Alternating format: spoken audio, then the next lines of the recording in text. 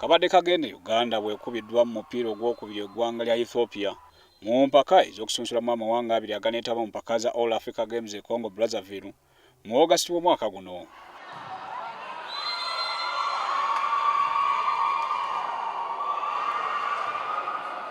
Uganda yesoose okuwangula seeti esoose wabula Ethiopia evudde emabega n'ewangula seeti esatu ez'omudiringanwa era okukana ng'ewandudde mu Uganda ku bugoba 3-1.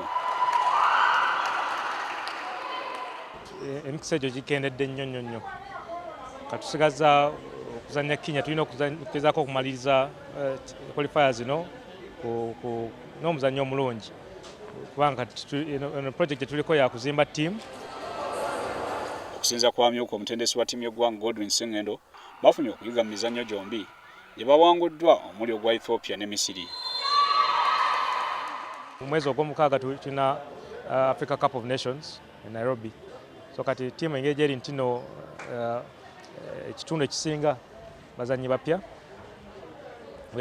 kisuubirwa ekyo otunira ebbanga tubadde nalyo ery'emyezi 2.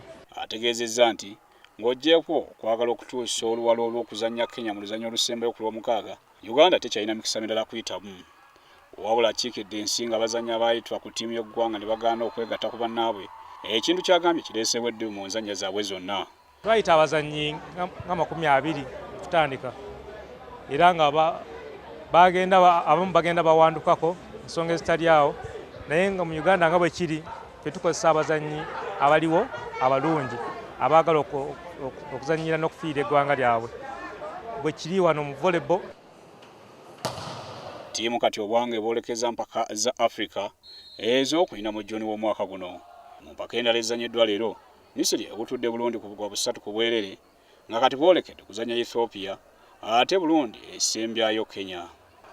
Frank Serugo, WSTV, Lugogo.